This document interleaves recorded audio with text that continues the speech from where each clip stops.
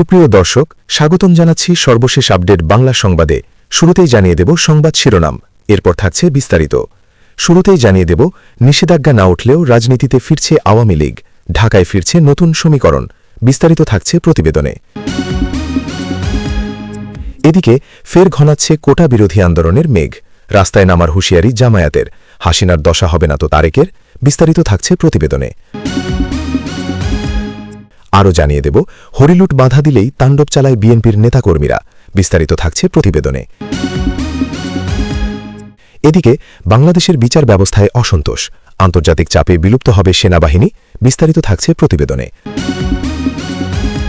আরও জানিয়ে দেব বিএনপি ক্ষমতা নিলেই দেশে শুরু হয় ধর্ষণের মহোৎসব। বিস্তারিত থাকছে প্রতিবেদনে। এদিকে আইসিটির পোস্টমর্টেম শুরু, 15 হাসিনা কর্তার বিচারে ফাঁস হচ্ছে ইউনূসের ষড়যন্ত্র। বিস্তারিত থাকছে প্রতিবেদনে। আরও জানিয়ে দেব মানবাধিকার রক্ষায় জোর দেওয়া প্রয়োজন, সুপারিশ করে তারেককে চিঠি 9 হিউম্যান রাইটস অর্গানাইজেশনের। বিস্তারিত থাকছে প্রতিবেদনে।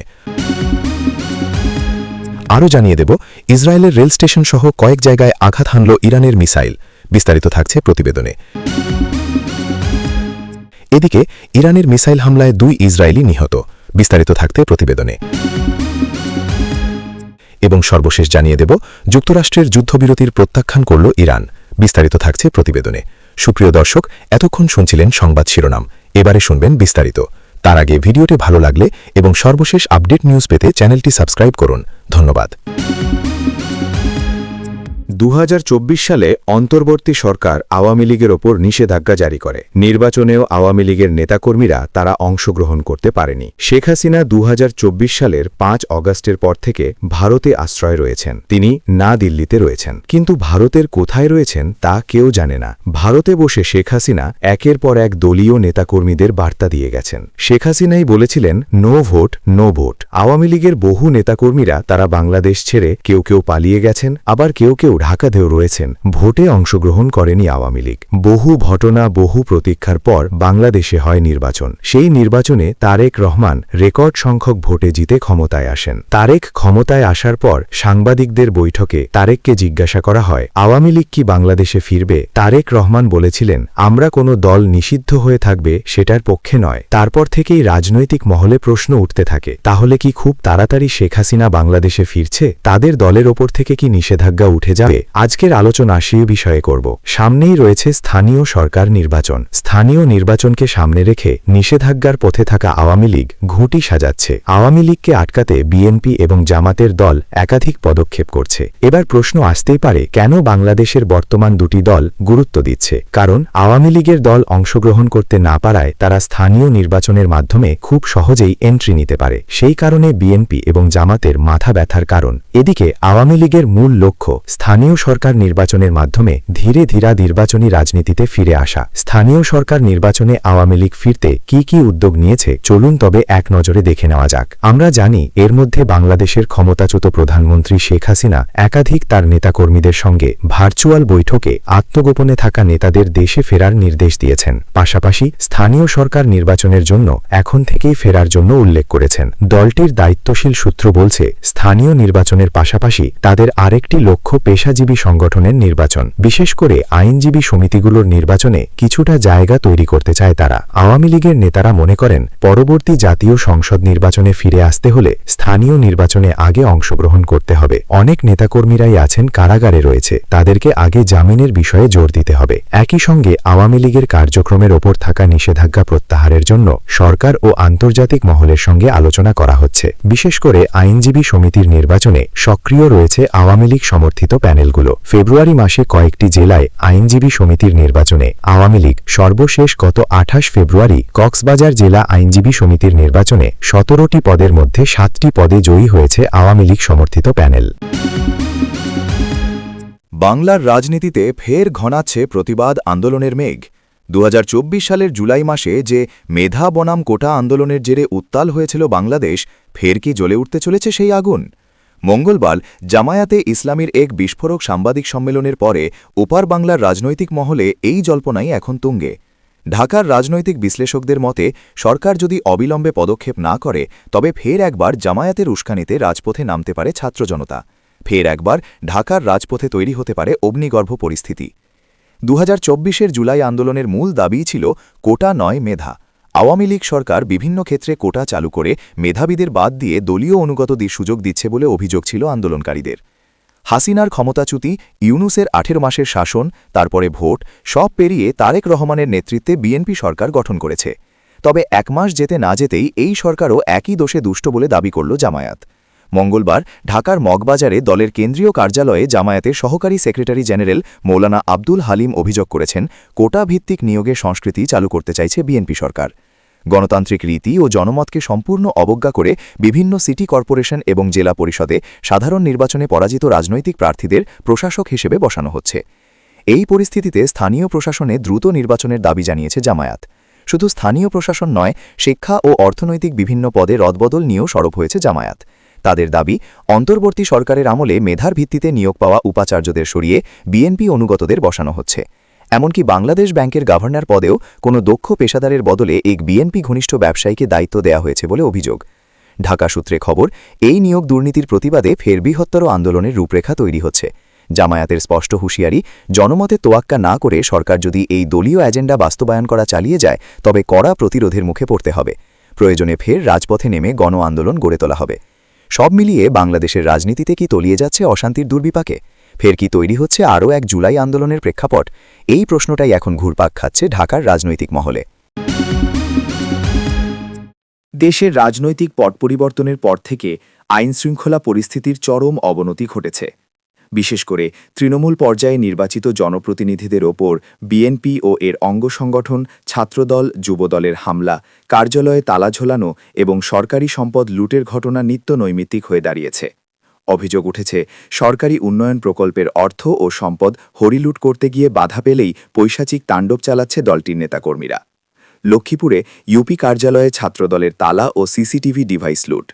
লক্ষ্মীপুরের রামগঞ্জে ভাটরা ইউনিয়ন পরিষদের চেয়ারম্যান শামসুল আলম বুলবুলকে তার কার্যালয় থেকে জোরপূর্বক বের করে দিয়ে দরজায় তালা ঝুলিয়ে দিয়েছে উপজেলা ছাত্রদলের নেতাকর্মীরা। রবিবার দুপুরে উপজেলা ছাত্রদলের সভাপতি জহির রায়হান বাবু ও সাধারণ সম্পাদক রাকিবের নেতৃত্বে এই তাণ্ডব চালানো হয়। ঘটনার প্রত্যক্ষদর্শী ইউপি সচিব সুজন চন্দ্র দাস জানান, হামলাকারীরা সিসিটিভির ফুটেজ ডিলিট করার জন্য চাপ দেয়। ব্যর্থ হয়ে তারা সিসিটিভির মূল ডিভাইস, মনিটর ও ডিভিআর ছিনিয়ে নিয়ে যায়। এই ঘটনার প্রতিবাদে স্থানীয় এলাকাবাসী ভাটরা বাজারে বিক্ষোভ মিছিল করেছে। চেয়ারম্যান বুলবুল দাবি করেছেন, তিনি কোনো রাজনৈতিক দলের সাথে যুক্ত না থাকলেও সম্পূর্ণ অন্যায়ভাবে তাকে হেনস্থা করা হয়েছে। বরিশালে চাঁদা না পেয়ে চেয়ারম্যানকে বেধড়ক পিটুনি। লুটপাট ও চাঁদাবাজির ভয়ঙ্কর চিত্র দেখা গেছে বরিশালের বাকেরগঞ্জ উপজেলার 14 নং নিয়ামতি ইউনিয়ন পরিষদে। গত 9 মার্চ কাভিখা কাজের বিনিময়ে খাদ্য প্রকল্প থেকে 1 টন চালের সমপরিমাণ অর্থ চাঁদা দাবি করেন ইউনিয়ন বিএনপির সাধারণ সম্পাদক সোহেল শিকদার। নির্বাচিত সফল চেয়ারম্যান মোহাম্মদ হুমায়ুন কবির এই অনৈতিক দাবি প্রত্যাখ্যান করায় সোহেল শিকদারের নেতৃত্বে ছাত্রদল ও যুবদলের একদল সন্ত্রাসী চেয়ারম্যানের উপর ঝাঁপিয়ে পড়ে তাকে বেধড়ক মারধর করে। এই হামলায় ছাত্রদলের রাকিব মোসাব্বির ও স্বেচ্ছাসেবক দলের নয়ন খান সহ চিহ্নিত সন্ত্রাসীরা অংশ নেয়। জেলা পরিষদের রাজনৈতিক প্রশাসক, লুটপাটের প্রাতিষ্ঠানিক রূপ। একদিকে তৃণমূল জনপ্রতিনিধিদের ওপর মব ভায়োলেন্স চলছে, অন্যদিকে দেশের 42টি জেলা পরিষদে আমলাদের সরিয়ে রাজনৈতিক প্রশাসক নিয়োগ দিয়েছে সরকার। গত রবিবার স্থানীয় সরকার মন্ত্রণালয়ের এক প্রজ্ঞাপনে এই নিয়োগ নিশ্চিত করা হয়। রাজনৈতিক বিশ্লেষকদের মতে সুকৌশলে জেলা পরিষদগুলোকে বিএনপির নেতাকর্মীদের হাতে তুলে দিয়ে এক বিশাল লুটপাটের নীলনকশা বাস্তবায়ন করা হচ্ছে। এখন থেকে জেলা প্রশাসকদের, ডিসিদের পরিবর্তে রাজনৈতিক নেতারা জেলা চেয়ারম্যানের পূর্ণ ক্ষমতা ভোগ করবেন। সাধারণ মানুষের মনে প্রশ্ন উঠেছে, নির্বাচনের আগে জেলা পর্যায়ের উন্নয়ন প্রকল্প ও মোটা অঙ্কের বাজেট তছরূপ করতেই কেন্দ্র থেকে এই লুটপাটের প্ল্যান সাজানো হয়েছে কিনা। জনমনে আতঙ্ক ও প্রশাসনের ভূমিকা। সারা দেশে যখন এমন অরাজক পরিস্থিতি বিরাজ করছে, তখন প্রশাসনের ভূমিকা নিয়ে জনমনে চরম ক্ষোভ তৈরি হয়েছে। রামগঞ্জ ও বাকেরগঞ্জের ঘটনায় থানায় লিখিত অভিযোগ দিতে বললেও পুলিশ এখন পর্যন্ত কার্যকর কোনো ব্যবস্থা নিতে পারেনি। ভুক্তভোগী জনপ্রতিনিধিরা জানান, বর্তমানে সরকারি দপ্তরে বসে কাজ করার মতো নিরাপত্তা নেই। উন্নয়ন প্রকল্পের অর্থ জনগণের কাজে ব্যয় না হয়ে দলীয় ক্যাডারদের পকেটে যাচ্ছে। এই চাঁদাবাজি ও লুটপাটের সংস্কৃতি বন্ধ না হলে দেশের প্রশাসনিক কাঠামো ভেঙে পড়ার আশঙ্কা করছেন সংশ্লিষ্টরা। বাংলাদেশের সেনাবাহিনীর বিরুদ্ধে বিস্তর অভিযোগ। বিশেষ করে ইউনূস সরকারের আমলে তাদের কাজকর্ম নিয়ে জনমানুষে নেতিবাচক একটা চিত্র তৈরি হয়েছে। নেতিবাচক চিত্র তৈরি হয়েছে র্যাপিড অ্যাকশন ব্যাটালিয়নকে, র্যাব নিয়েও। র্যাবের বিলুপ্তি নিয়ে প্রধানমন্ত্রী তারেক রহমানকে চিঠি লিখেছে ৯টি আন্তর্জাতিক মানবাধিকার সংগঠন। বিএনপি সরকারের আইনমন্ত্রী আসাদুজ্জামান এবং স্বরাষ্ট্রমন্ত্রী সালাউদ্দিন আহমেদকে একই চিঠি দেওয়া হয়েছে। Human rights watch, amnesty international, Fortify rights, article 19, সিপেজি, সিভিকাস সহ 9টি সংগঠন। হিউম্যান রাইটস ওয়াচের চিঠিতে ইচ্ছেমতো বা বেআইনি আটক বন্ধ করা, অতীতের মানবাধিকার লঙ্ঘনের ঘটনায় দায়ীদের জবাবদিহির আওতায় আনা, বিতর্কিত র্যাবের বিলুপ্ত করার কথা বলা হয়েছে। শেখ হাসিনার শাসনামলে জোরপূর্বক গুম, বিচারবহির্ভূত হত্যাসহ নানা ধরনের গুরুতর মানবাধিকার লঙ্ঘনের অভিযোগ ওঠে। দাবি করা হচ্ছে, হাসিনা সরকারের পতনের পর এই সব ঘটনা কমে গেলেও অন্তর্বর্তী সরকারের সময়েও রাজনৈতিক প্রতিপক্ষকে ইচ্ছেমতো আটক করা, সাংবাদিক, ধর্মীয় সংখ্যালঘু ও সাংস্কৃতিক প্রতিষ্ঠানের ওপর হামলার মতো ঘটনা পুরোপুরি বন্ধ হয়নি। মত প্রকাশের স্বাধীনতা খর্ব করা হয়েছে। সাংবাদিক ও গণমাধ্যমের মতো প্রতিষ্ঠানের ওপর নেমে আসে প্রশাসনের খাড়া। বৃদ্ধি পেয়েছে হিংসা। আইনের শাসনকে চ্যালেঞ্জ করা হয়েছে। এমন এক পরিবেশে নারী ও কিশোরীদের সুরক্ষিত রাখা জরুরি, যেখানে ধর্মীয় গোষ্ঠীগুলো তাদের স্বাধীনতা সীমিত করতে চায়। চিঠিতে বলা হয়েছে, বাংলাদেশে আশ্রয় নেওয়া 10 লক্ষের বেশি রোহিঙ্গা শরণার্থীর অধিকার সুরক্ষায় কার্যকর পদক্ষেপ করতে হবে। প্রধানমন্ত্রীকে পাঠানো চিঠিতে বলা হয়েছে, আমরা উপলব্ধি করি যে আপনি এমন এক সময় দায়িত্ব গ্রহণ করেছেন যখন বড় ধরনের কৌশলগত, বাণিজ্যিক ও অর্থনৈতিক চাপ বিদ্যমান। আন্তর্জাতিক পরিস্থিতিও মানবাধিকারের জন্য বিশেষভাবে কঠিন। আন্তর্জাতিক আইনের শাসন হুমকির মুখে, অর্থনৈতিক সংকট তীব্র। জলবায়ু পরিবর্তনের কারণে লক্ষ লক্ষ মানুষের অধিকার বিপন্ন। যদিও প্রতিটি সরকারেরই নিজের দেশের সমস্যাগুলিকে অগ্রাধিকার দিতে হয়, তবুও এটি এমন একটি সময় যখন বাংলাদেশের উচিত শুধু দেশের ভিতরেই নয়, আন্তর্জাতিক পর্যায়ে মানবাধিকার উন্নয়নে ভূমিকা রাখা। চিঠিতে মানবাধিকার সুরক্ষায় প্রয়োজনীয় নীতিগত পদক্ষেপ ও আইনগত সংস্কারের জন্য কয়েকটি সুনির্দিষ্ট সুপারিশও দেওয়া হয়েছে। হিউম্যান রাইটস ওয়াচের এশিয়া বিষয়ক উপপরিচালক মীনাক্ষী গাঙ্গুলি বলেন, তারেক রহমানকে পরিবর্তন আনার জন্য একটি শক্তিশালী ম্যান্ডেট দেওয়া হয়েছে, বিশেষ করে সেই সব মানুষের পক্ষ থেকে যারা স্বৈরাচারী সরকারকে সরিয়ে দিতে জীবনের ঝুঁকি নিয়েছিল। সেনাবাহিনীর বিরুদ্ধেও বিস্তর অভিযোগ রয়েছে। অভিযোগ রয়েছে বাহিনীর প্রধান ওয়াকারের বিরুদ্ধে। ওয়াকারের বিরুদ্ধে অভিযোগ ওঠার কারণ, তিনি আগেই প্রকাশ্যে ঘোষণা করেন, বাহিনী বাদে অন্যান্য নিরাপত্তা সংস্থায় যেসব কর্মকর্তা রয়েছেন তাদের কাজকর্ম খতিয়ে দেখা হবে। তারা নিয়ম বহির্ভূত কোনো কাজ করে থাকলে সাজা পেতে হবে। শেখ হাসিনা জামানায় ওই অফিসারেরা সরকারের কথায় নানা ধরনের মানবতা বিরোধী অপরাধে যুক্ত ছিলেন বলে অভিযোগ। পূর্বতন তদারকি সরকার ট্রাইব্যুনালে 2টি পৃথক মামলা রুজু করে। একটি বহু আলোচিত আয়নাঘর মামলা। হাসিনা জামানায় সরকার বিরোধীদের আটক করে রাখা হতো আয়নাঘরে। দ্বিতীয় মামলাটি টিএফআই, জেরা করার নামে টাস্কফোর্সের অফিসারেরা এখানে নির্যাতন চালাতেন। এই 2 ক্ষেত্রেই দায়িত্বে ছিলেন পদস্থ সেনাকর্তারা। যদিও শেখ হাসিনা সরকার সেই সব অভিযোগ অস্বীকার করেছেন, বলেছে অভিযোগ ভিত্তিহীন। কিন্তু অন্তর্বর্তী সরকার হাসিনা ও তার সময়কার মন্ত্রী ও আমলাদের পাশাপাশি অবসরপ্রাপ্ত ও কর্মকর্তা সেনা অফিসারদেরও অভিযুক্ত করেছেন। র্যাব এবং সেনাবাহিনী, এই 2টি নিরাপত্তা সংস্থা, বাংলাদেশের স্বাধীনতা সার্বভৌমত্ব রক্ষার অতন্ত্র প্রহরী। সুতরাং এই 2টিকে কোনোভাবেই বিলুপ্ত করা যায় না। যা করা যায় তা হল সংস্কার। তারেক রহমান সরকারের উচিত এই 2টি আইন শৃঙ্খলা বাহিনীর সংস্কারের। রাজনৈতিক পট পরিবর্তনের পর বিএনপি রাষ্ট্র ক্ষমতায় আসীন হওয়ার পর থেকেই দেশের আইনশৃঙ্খলা পরিস্থিতির চরম অবনতি ঘটেছে। বিশেষ করে নারী ও শিশুদের ওপর পৈশাচিক বর্বরতা, গণধর্ষণ ও হত্যার ঘটনাগুলো দেশে যেন এক ধর্ষণের মহোৎসব শুরু করেছে। বর্তমান 2026 সালের বিভীষিকাময় চিত্রটি 2001-2006 সালের সেই ভয়াবহ স্মৃতিকে আবারও মনে করিয়ে দিচ্ছে, যা জনমনে তীব্র আতঙ্ক ও ক্ষোভের সৃষ্টি করেছে। বর্তমান চিত্র, কুষ্টিয়া থেকে চট্টগ্রাম, রক্তাক্ত জনপদ। বিগত কয়েকদিনে দেশের বিভিন্ন প্রান্তে ঘটে যাওয়া নৃশংসতা নতুন সরকারের নিরাপত্তা ব্যবস্থার কঙ্কালসার রূপটি উন্মোচিত করেছে। কুষ্টিয়ায় মাদ্রাসায় শিশু ধর্ষণ।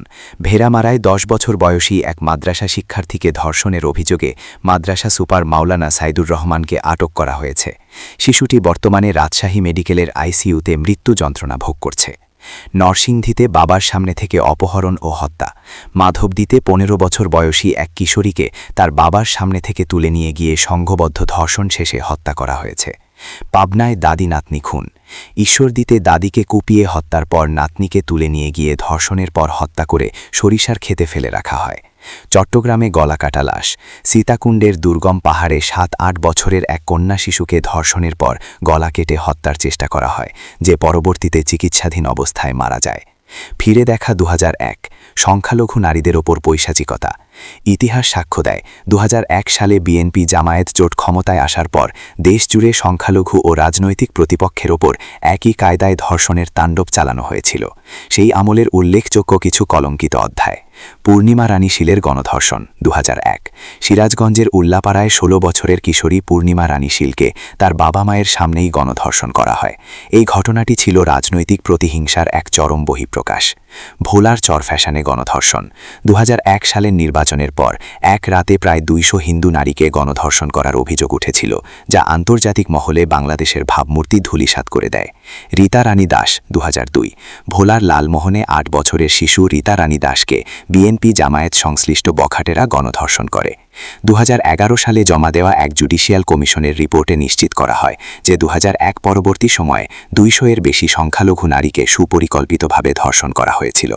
সারা দেশে যখন এই বিভীষিকাময় পরিস্থিতি বিদ্যমান, তখন স্বরাষ্ট্রমন্ত্রী সালাউদ্দিন আহমেদ দাবি করছেন যে পরিস্থিতির উন্নতি হচ্ছে। তবে নাগরিক সমাজ ও মানবাধিকার সংগঠনগুলোর মতে অপরাধীদের দৃষ্টান্তমূলক শাস্তি ও দ্রুত বিচার নিশ্চিত না হওয়ায় অপরাধীরা আরও বেপরোয়া হয়ে উঠছে। জনসাধারণের অভিযোগ, বিএনপি যখনই ক্ষমতায় আসে তখনই বিচারহীনতার সংস্কৃতির কারণে এক শ্রেণীর সুবিধাভোগী ও অপরাধী গোষ্ঠী নারী ও শিশুদের লক্ষ্যবস্তুতে পরিণত করে। বর্তমানের এই পরিস্থিতি যদি এখনই কঠোর হাতে দমন করা না হয়, তবে দেশের নিরাপত্তা ব্যবস্থা সম্পূর্ণ ভেঙে পড়ার আশঙ্কা করা হচ্ছে। দীর্ঘ আন্দোলন বিক্ষোভের পরে অবশেষে চলতি বছরের ফেব্রুয়ারিতে বাংলাদেশে নতুন সরকার গঠিত হয়েছে। প্রাক্তন প্রধানমন্ত্রী খালেদা জিয়ার ছেলে ও বিএনপি নেতা তারেক রহমান হয়েছেন নবগঠিত সরকারের প্রধানমন্ত্রী।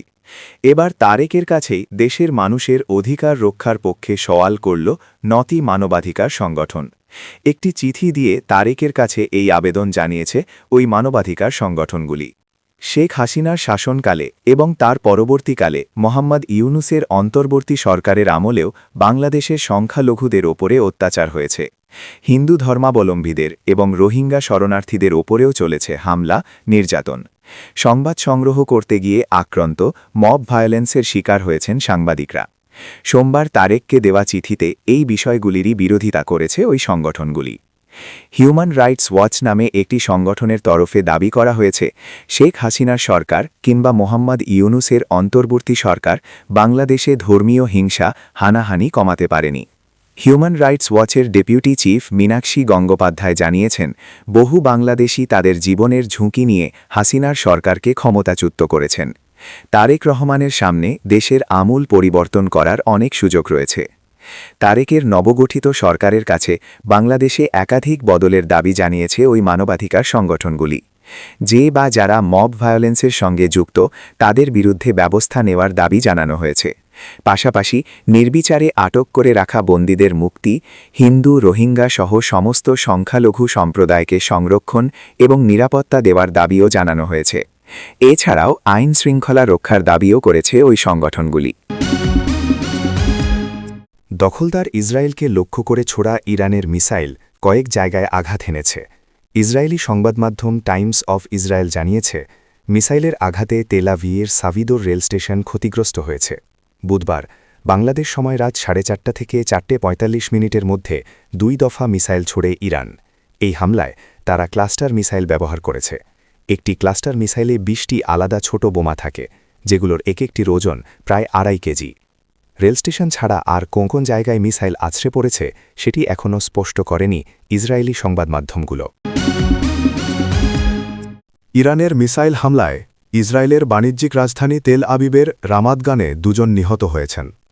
ইরানের মিসাইল হামলা থেকে বাঁচতে তারা বোমা আশ্রয়কেন্দ্রে যাওয়ার চেষ্টা করছিলেন। এমন সময়েই মিসাইল এসে আঘাত হানে। এতে 2 জন নিহত হন। সংবাদমাধ্যম টাইমস অফ ইসরায়েল হিব্রু ভাষার সংবাদমাধ্যমগুলোর বরাতে জানিয়েছে, নিহত ওই 2 জনের বয়স 70 বছরের কাছাকাছি। তাদের গুরুতর আহত অবস্থায় তাদের অ্যাপার্টমেন্টের সিঁড়ির কাছে পাওয়া যায়। এদিকে এই হামলার পর তেল আবিব ট্রেন স্টেশন সহ বিভিন্ন স্থানে ক্ষয়ক্ষতির খবর পাওয়া গেছে। এতে নগর জুড়ে আতঙ্ক ছড়িয়েছে। সূত্র টাইমস অফ ইসরায়েল। যুক্তরাষ্ট্রের পক্ষ থেকে যুদ্ধবিরতির প্রস্তাব পাঠানো হয়েছে ইরানের কাছে। তবে এই প্রস্তাব প্রত্যাখ্যান করেছেন ইরানের সর্বোচ্চ নেতা আয়াতুল্লাহ মুস্তফা খামেনি। এ তথ্য জানিয়েছে ইরানি এক কর্মকর্তা। খবর রয়টার্সের। মঙ্গলবার ১৭ মার্চ একজন ঊর্ধ্বতন ইরানি কর্মকর্তা জানিয়েছেন মধ্যস্থতাকারী দুটি দেশের মাধ্যমে তেহরানের কাছে এসব প্রস্তাব পাঠানো হয়েছিল। ওই কর্মকর্তা বলেন, নিজের প্রথম পররাষ্ট্রনীতি বিষয়ক অধিবেশনে মুস্তফা খামেনি যুক্তরাষ্ট্র ও ইসরায়েলের বিরুদ্ধে প্রতিশোধ নেয়ার বিষয়ে অত্যন্ত কঠোর ও অনমনীয় অবস্থান দেখিয়েছেন। তবে ওই বৈঠকে তিনি সশরীরে উপস্থিত ছিলেন কিনা তা ওই কর্মকর্তা নিশ্চিত করেননি। সর্বোচ্চ নেতা প্রতিক্রিয়ায় জানিয়েছেন, যতক্ষণ পর্যন্ত যুক্তরাষ্ট্র এবং ইসরায়েলকে নতজানু হবে না, পরাজয় মেনে নেবে না এবং ক্ষতিপূরণ দেবে না, ততক্ষণ পর্যন্ত এটি শান্তির উপযুক্ত সময় নয়। উল্লেখ্য, গত ২৮ ফেব্রুয়ারি যুদ্ধ শুরু করার পর থেকেই ইরানের শীর্ষ নেতৃত্বকে লক্ষ্য করে হামলা চালিয়ে আসছে ইসরায়েল ও যুক্তরাষ্ট্র। এসব হামলায় দেশটির ৮৬ বছর বয়সী সর্বোচ্চ নেতা আয়াতুল্লাহ আলী খামেনি সহ বেশ কয়েকজন জ্যেষ্ঠ সামরিক কমান্ডার নিহত হয়েছেন। বাবা আয়াতুল্লাহ আলী খামেনি নিহত হওয়ার পর মুস্তফা খামেনিকে ইরানের সর্বোচ্চ নেতা হিসেবে ঘোষণা করা হয়েছে।